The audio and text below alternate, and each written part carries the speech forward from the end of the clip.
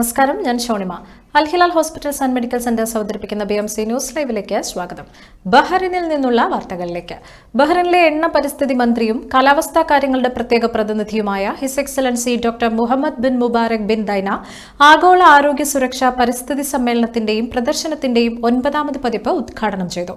എണ്ണവാതക മേഖലകളിൽ സുരക്ഷ, ആരോഗ്യം, പരിസ്ഥിതി അവബോധം എന്നിവ പ്രോത്സാഹിപ്പിക്കുക എന്നതാണ് പരിപാടിയുടെ ലക്ഷ്യം. ലോകത്തിന്റെ വിവിധ ഭാഗങ്ങളിൽ നിന്നുമായി പൊതു സ്വകാര്യ മേഖലകളിൽ നിന്നുള്ള ഉദ്യോഗസ്ഥർ, എംബസികൾ, സാങ്കേതിക വിദഗ്ധർ, അക്കാദമിക് വിദഗ്ധർ തുടങ്ങിയവർ പരിപാടിയിൽ പങ്കെടുത്തു. ബഹ്റൈൻ രാജാവ് His Majesty Hamad bin Isa Al ഖലീഫയുടെ നേതൃത്വത്തിലും കിരീടാവകാശിയും പ്രധാനമന്ത്രിയുമായ His Royal Highness Prince Salman bin Hamad Al ഖലീഫയുടെ തുടർ നടപടികളിലും പരിസ്ഥിതി സുരക്ഷയ്ക്കും പൊതുജനാരോഗ്യത്തിനും ബഹ്റൈൻ വലിയ പ്രാധാന്യം നൽകുന്നുണ്ടെന്ന് ഡോക്ടർ ബിൻ ദൈന സമ്മേളനത്തിൽ അറിയിച്ചു.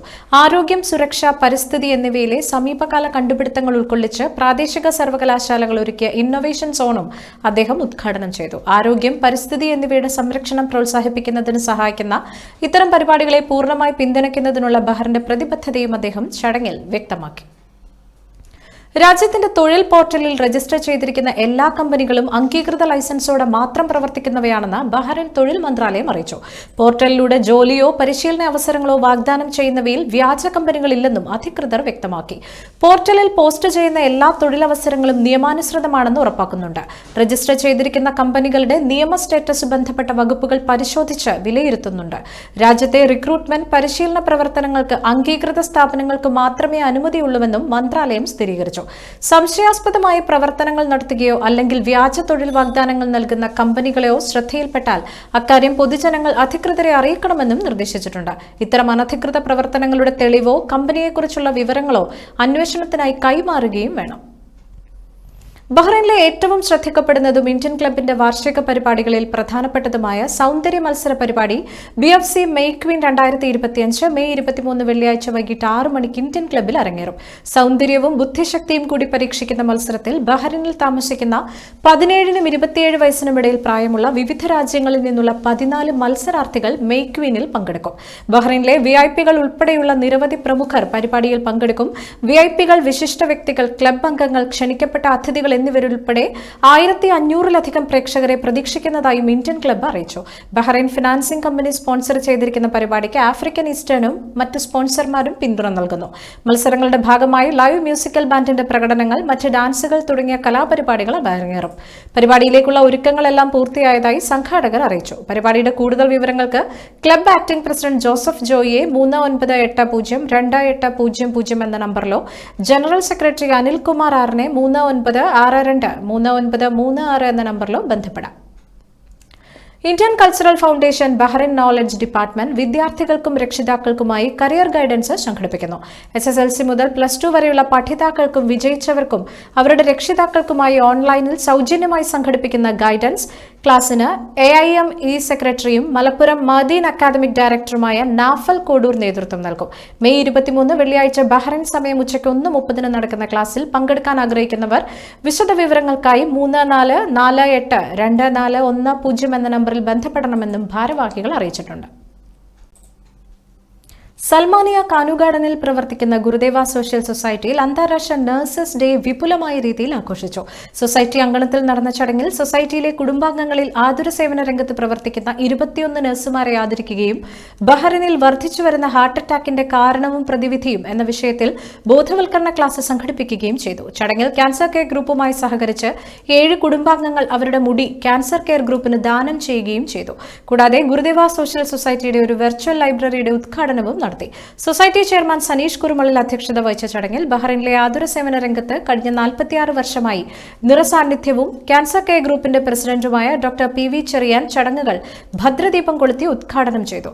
ക്യാൻസർ കെയർ ഗ്രൂപ്പ് ജനറൽ സെക്രട്ടറിയും സാമൂഹ്യ പ്രവർത്തകനുമായ KT സലീം ചടങ്ങുകളിൽ പങ്കെടുത്ത് ക്യാൻസർ ഗ്രൂപ്പിന്റെ പ്രവർത്തനങ്ങളെക്കുറിച്ചും മുടി ദാനം ചെയ്യുന്നതിന്റെ പ്രാധാന്യവും വിശദീകരിച്ച് കുടുംബാംഗങ്ങൾ ദാനം ചെയ്ത മുടി ക്യാൻസർ കെയർ ഗ്രൂപ്പിന് വേണ്ടി ഏറ്റുവാങ്ങി. Society general secretary Binuraj Rajan സ്വാഗതവും public relation secretary Rajeesh Pattazhi നന്ദിയും രേഖപ്പെടുത്തി. ശിവജി ശിവദാസൻ, രഞ്ജിത്ത് വാസപ്പൻ, ബിനുമോൻ ചുങ്കപ്പാറ, അശ്വതി പ്രവീൺ എന്നിവർ പരിപാടികൾ നിയന്ത്രിച്ചു.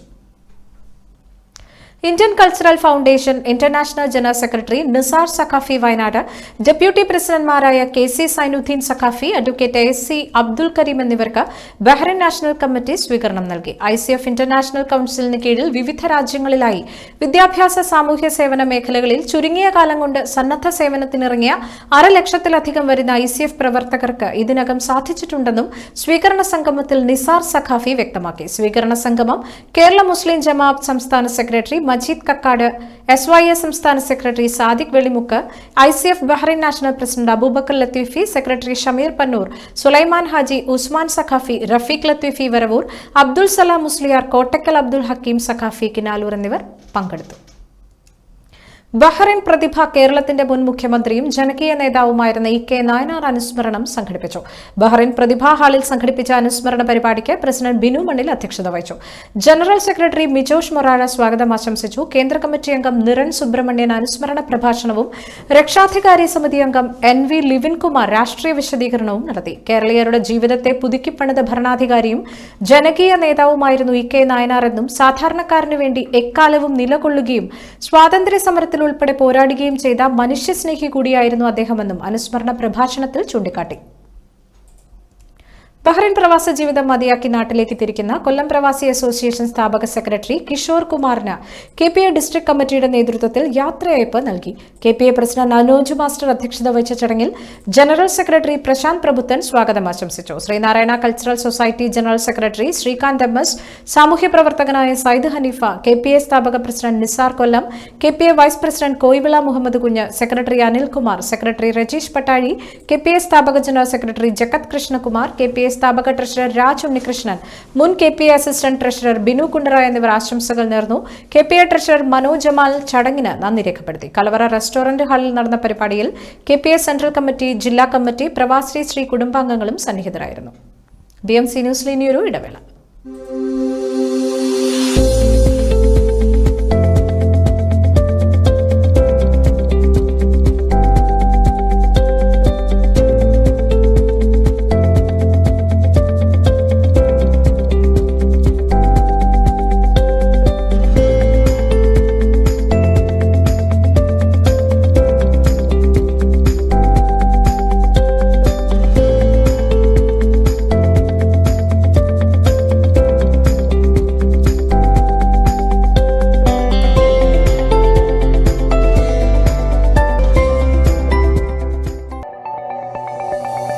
Our skin is the mirror of our soul.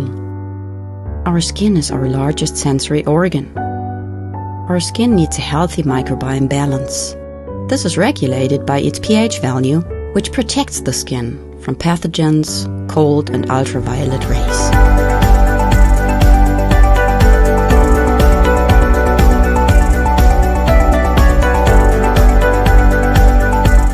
Sebamed protects your skin.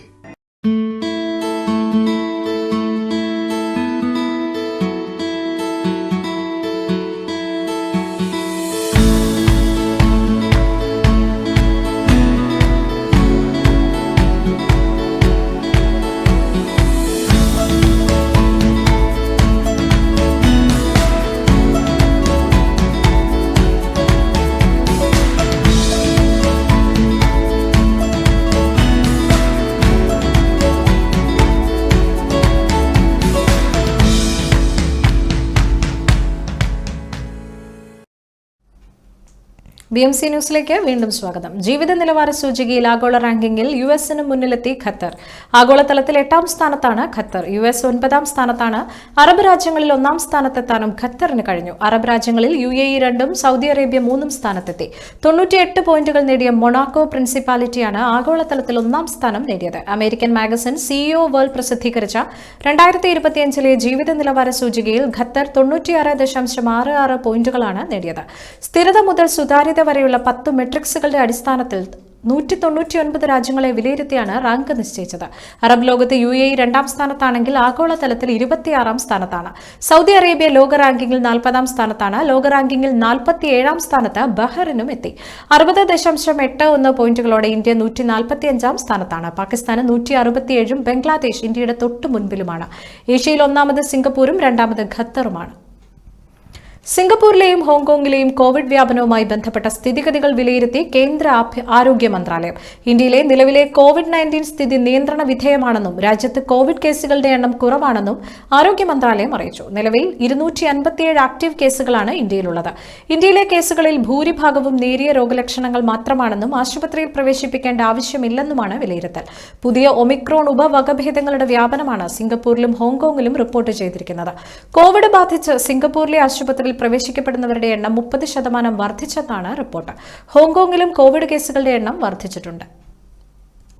വഗ അതിർത്തിയിലടക്കം 3 ഇടങ്ങളിൽ ബീറ്റിംഗ് ദ റിട്രീറ്റ് ചടങ്ങുകൾ ഗേറ്റുകൾ അടച്ചിട്ട് വീണ്ടും തുടങ്ങി. പഹൽഗാം ഭീകരാക്രമണത്തിനു പിന്നാലെ മെയ് 9 വഗ, അട്ടാരി, ഹുസൈനിവാല, സാദ്കി എന്നീ സംയുക്ത സൈനിക പോസ്റ്റുകളിലെ ബീറ്റിംഗ് ദ റിട്രീറ്റ് ചടങ്ങുകൾ BSF നിർത്തിവച്ചത്. കഴിഞ്ഞ കുറച്ചു ദിവസങ്ങളിലായി അതിർത്തിയിൽ സമാധാനം തുടരുന്ന സാഹചര്യത്തിലാണ് ബീറ്റിംഗ് ദ റിട്രീറ്റ് വീണ്ടും തുടങ്ങിയത്. പക്ഷേ ഗേറ്റുകൾ അടച്ചിട്ട നിലയിലായിരിക്കുമെന്ന് മാത്രം.